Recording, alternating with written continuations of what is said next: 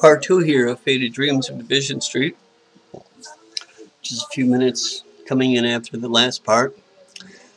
And I'm talking about people sitting around the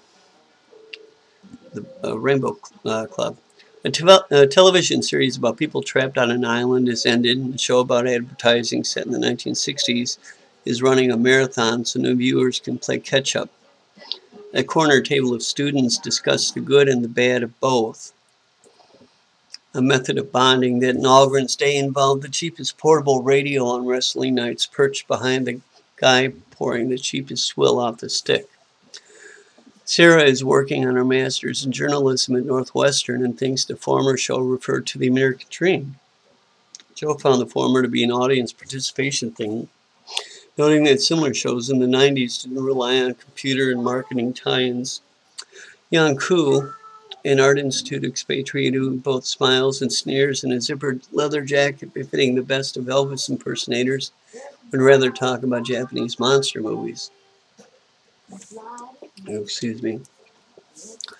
REM starts in on Electrolyte, Michael Stipe singing about a girl whose eyes are burning holes into some guy.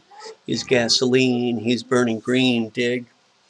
There's a painting of a group of people with bowling ball-shaped faces that shines when the flash in the photo booth goes off. The bouncer bouncing as he sees fit. File in, fill up and fall out.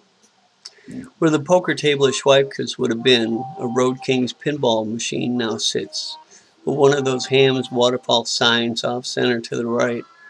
The music mix runs from the smooth piano of Duke Ellington, new wave bands that were famous when most of the clientele were in diapers, then back to Stan Getz on the sax, followed by John Coltrane, the essential 60s hard bop blower himself. Back to Echo and the Bunnymen, flashbacks and deja vu by the bottle.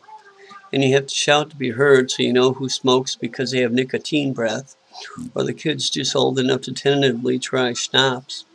No apple martinis in this joint. In the men's room, once you look past the lolling skinheads, faintly visible in pencil on a pop gray wall, you read, all in the wrist with a Decca Q. Someone hadn't forgotten. The Svengali, perhaps? Below it, a cartoon caveman tells the casual reader that his two-dimensional dick is as hard as bedrock. Division Street by day. Attain street level on the northwest corner of Milwaukee and Ashland. Get assaulted by the smells of Mexican fajitas and chicken fried a la Kentucky. The neon stretches in the direction of the setting sun. Milwaukee used to be nicknamed Lunch Pail Avenue because of the large numbers of factory workers who walked to their places of employment, lunch boxes and their lunch hooks. These days, these years, there are plenty of listless bodies with 10-yard stares. Nobody back from Iraq or Afghanistan with the war jitters. Just men who've had pet monkeys on their backs since Reaganomics. Your best bet is just to start walking west. Any Wood Street beat copper will tell you the only people who pay attention to their surroundings are cops and crazies. Writers might be added to that short list. Nelson Algren in Chicago, City on the Make.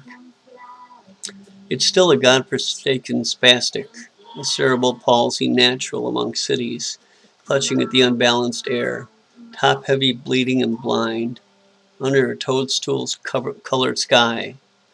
Maybe we all went to work too young. But on a Friday night, it's time to put the week behind, walk down the concrete under a sky of blue-green.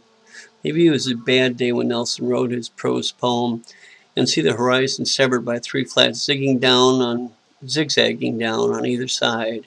On an abandoned building just this side of Hermitage, flyers for new clubs further north are plastered over graffiti that most likely reads, "Long live the FALN," a throwback to the Puerto Rican terrorist movements of the 70s. And for some inexplicable reason, the Cobras and the Latin Kings spray their gang symbols on garage doors along side streets. Bottles from a nearby liquor store litter the dead grass along each stoop where you can still hear the echoes of pitched pennies. Brown and white labels for the winos. Bottles from a nearby liquor store litter the dead grass alongside each stoop. Hey, guess what? I'm reading the same thing all over again. and brown and white labels for the Winos breakfasts. Night Train Express and Richard's Wild Irish Rose. Nothing but the best.